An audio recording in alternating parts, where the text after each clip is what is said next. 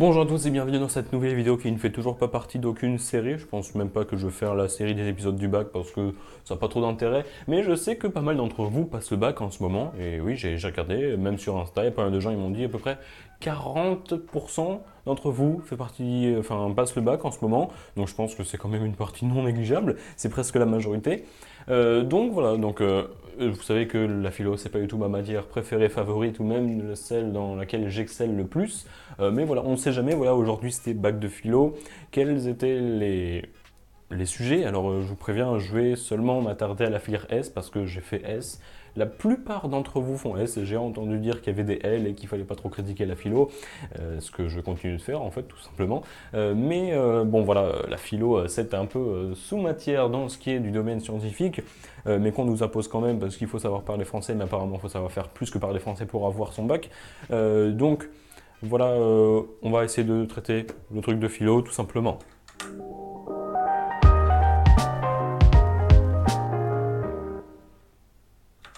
Alors déjà, quels étaient les différents sujets, comme je vous l'ai dit, du bac S? Alors, on en a deux, normal, et après le troisième, c'est un texte de Freud, si je ne me trompe pas. Alors les deux premiers, voilà, le tout premier, la pluralité des cultures fait-elle obstacle à l'unité du genre humain? Déjà, il faut essayer de définir un peu les termes.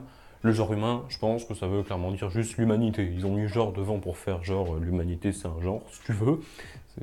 Ça veut rien dire, c'est totalement faux, mais si tu veux, allez, passons outre. Donc le genre humain, c'est l'humanité, ok. Les différentes cultures, voilà, la pluralité des cultures, ça veut dire la pluralité des cultures, si on dit il y a pluralité, c'est-à-dire il y en a beaucoup, pluralité, plusieurs. Donc on est déjà la pluralité des cultures, on dit en gros, en quelque sorte, le nombre de différentes cultures. Obstacle à l'unité du genre humain, l'unité et cohésion, entraide tout le monde ensemble du genre humain, ça veut dire unité du genre humain, ça veut dire tous les humains s'entendent bien. Donc ça veut dire en gros, si j'ai bien compris, est-ce que plus il y a de cultures différentes, est-ce que ça entraîne que les gens s'entendent moins bien entre eux? Alors, je pense honnêtement, c'est un sujet qui peut vraiment poser question. C'est pas un sujet bateau celui-là, parce que oui, on peut se poser la question. Est-ce que le fait que chacun pense différemment, ça fait toujours qu'on s'entend toujours aussi bien? Ça peut poser problème. Alors, j'ai pas d'exemple exact à proposer, mais je pense que voilà, il y a certaines idées qui peuvent revenir, qui reviennent, je pense, chez tout le monde, mais qu'il faut quand même mettre, parce que si tout le monde le met et que tu le mets pas, bah, tu te fais pénaliser. Clairement, tu peux donner un exemple tout simplement de la religion. Voilà, on peut assimiler la religion à une culture, je pense que c'en est une. Il peut y avoir autant de religions que tu veux. D'un certain sens, on ne pense pas du coup la même chose sur le plan religieux, mais je pense qu'après, voilà, le fait différentes cultures, cohésion du genre humain, enfin unité du genre humain, je pense qu'il faut faire la distinction de quel plan on parle. On peut dire par exemple sur le plan religieux, il peut y avoir différents aspects, ça amène de la culture, de la richesse, voilà. Mais d'un autre côté, on peut toujours faire la part des choses et s'entendre bien sur le plan social. Il peut y avoir des gens qui n'ont pas la même religion, pas le même avis politique, qui n'ont pas la même culture, même juste historique, qui ne sont pas du même endroit, qui n'ont pas la même couleur de peau, et pourtant qui se respectent, voilà, qui sur le plan social sont totalement unis en cohésion incroyable. Donc voilà, je pense qu'il y avait pas mal de choses à dire là-dessus. Évidemment, vous savez, je ne suis pas du tout un philosophe, donc je ne vous donne pas un corrigé. Il y a des gens qui s'en chargent bien plus. Mais voilà, c'est pour vous donner un peu mon avis, ce que je pense du bac de philo. Parce que voilà, il y a plein de gens qui y sont. Et on ne sait jamais, peut-être que ça peut en intéresser quelques-uns d'entre vous. Peut-être que tout le monde s'en fout royalement, mais dans ce cas-là, dites-le moi. Deuxième truc, reconnaître ce devoir, est-ce renoncer à sa liberté? Je pense honnêtement qu'il était plus facile. Je pense que voilà, il y a une sorte de prise de morale, prise de conscience à avoir là-dedans. Il faut se dire oui, machin, reconnaître ses devoirs, dire voilà, bah moi j'ai des devoirs, je dois faire ça. Est-ce que c'est dire bah, du coup, en fait, je suis pas libre?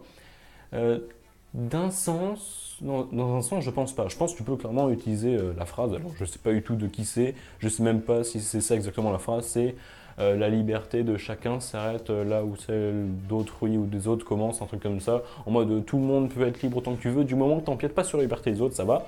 Mais en ce cas, dans ce sens-là, ça veut dire que ta propre liberté impose des devoirs. Tu peux être libre autant que tu veux, mais tu dois ne pas enlever la liberté des autres. Dans ce cas-là aussi, la liberté, il y a des devoirs à l'intérieur.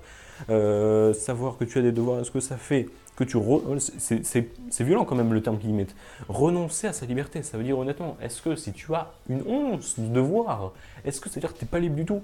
Est-ce que quoi que ce soit qui t'empêche de faire n'importe quoi, est-ce que ça veut dire que tu n'es pas libre? Je pense qu'il faut peut-être redéfinir la liberté et dire qu'au final, les responsabilités, voilà, les devoirs ne nous entravent pas et peuvent toujours nous laisser libres. Je pense qu'il faut juste voilà, redéfinir ce que ça veut dire liberté concrètement.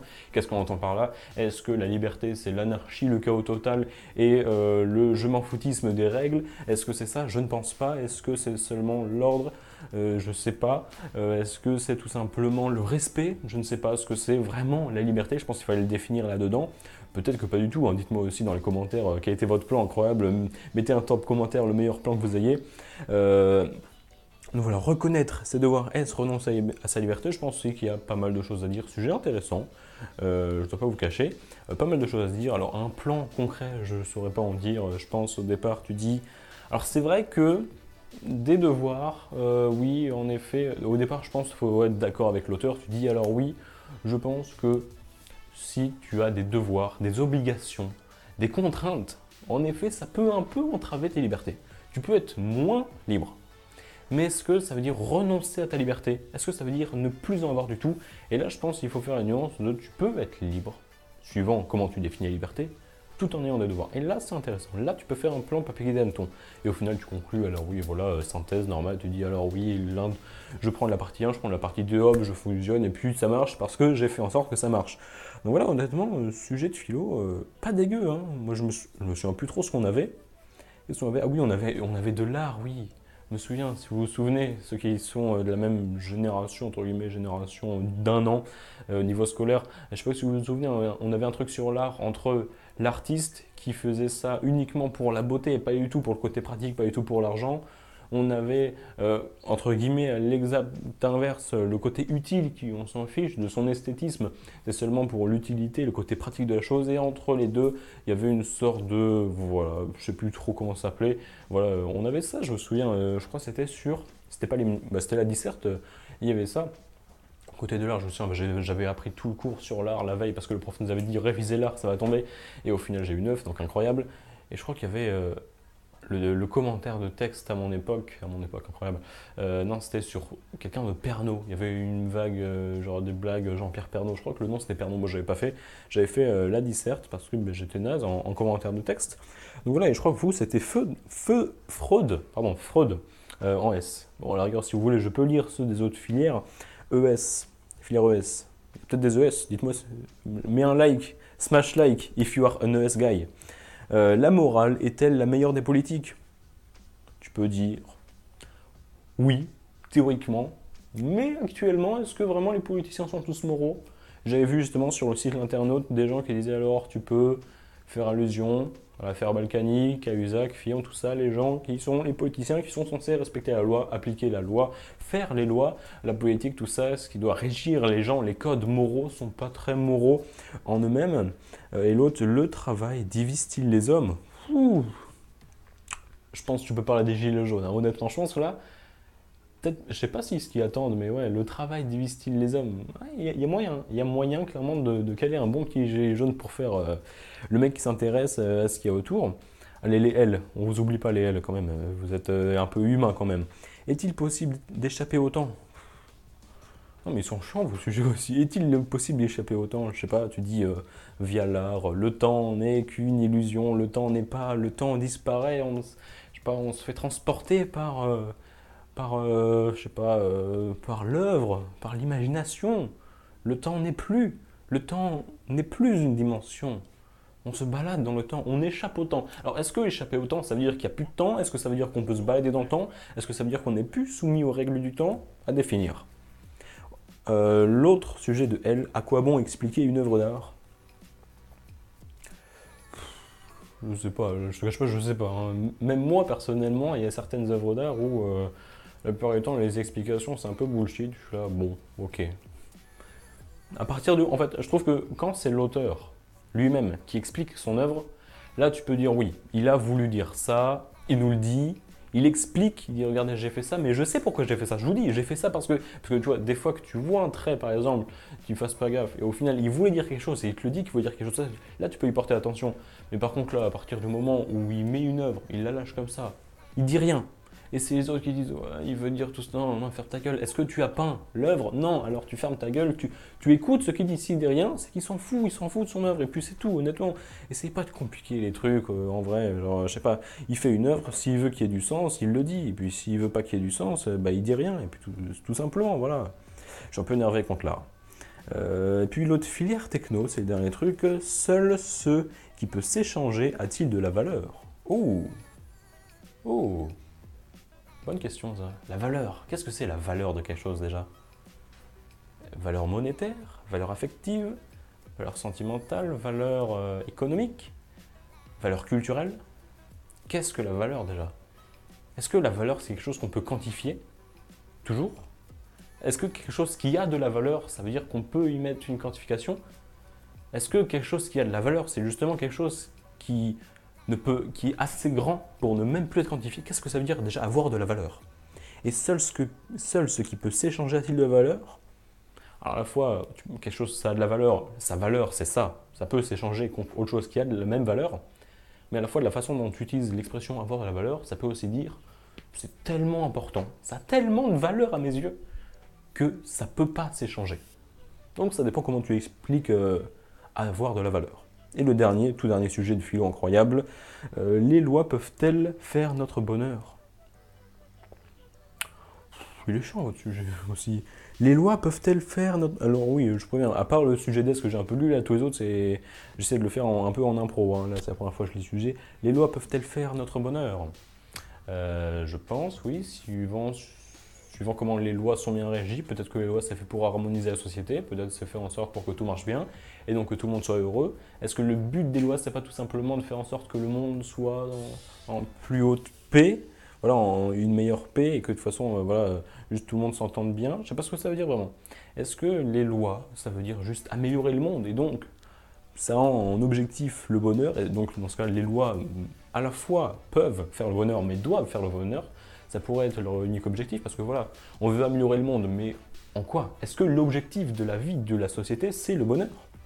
Et dans ce cas-là, les lois qui servent à régir la société, qui servent à mettre de l'ordre pour pas qu'il y ait l'anarchie et le chaos total et la mort, dans un certain sens, est-ce que donc ça voudrait dire ça voudrait dire que les lois servent à la vie qui lui-même a comme seul objectif le bonheur? Peut-être.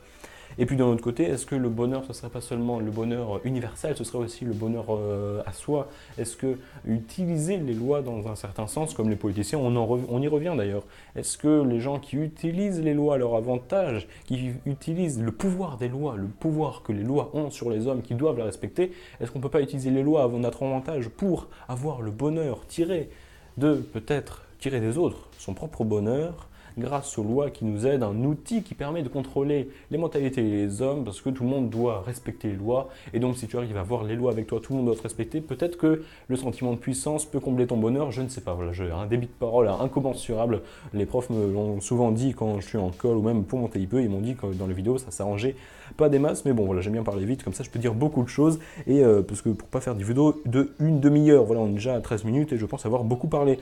Voilà, sur ce, c'est à peu près tout, sur ce je vous laisse. Voilà, c'était tout simplement la fin de l'analyse du bac de philo. De compte fait, je comptais faire que S, j'ai tout fait. Donc voilà ce que j'en ai pensé. Demain, c'est histoire. Histoire, il n'y aura rien, je vous préviens. Histoire, je suis une brêle énorme, genre une chèvre, comme disent les jeunes. Donc je pourrais pas du tout vous aider en histoire. Je pourrais juste sur Insta ou dans un post sur YouTube en mode oh, l'histoire c'est trop chiant, parce que je suis nul en histoire, mais je pourrais pas faire une vidéo consacrée à l'histoire. Voilà, sans doute. J'ai une idée, je vous avais dit, machin, le speedrun du truc de maths, sans doute samedi, peut-être 10h. Je vais essayer de faire mieux parce qu'il y en a un, il m'a dit justement, mais what the fuck, tu fais les maths mais tu fais pas la physique? Et en fait, c'est vrai que je me souviens que j'étais pas trop naze en physique, en terminale. Oui, parce que ça change entre temps.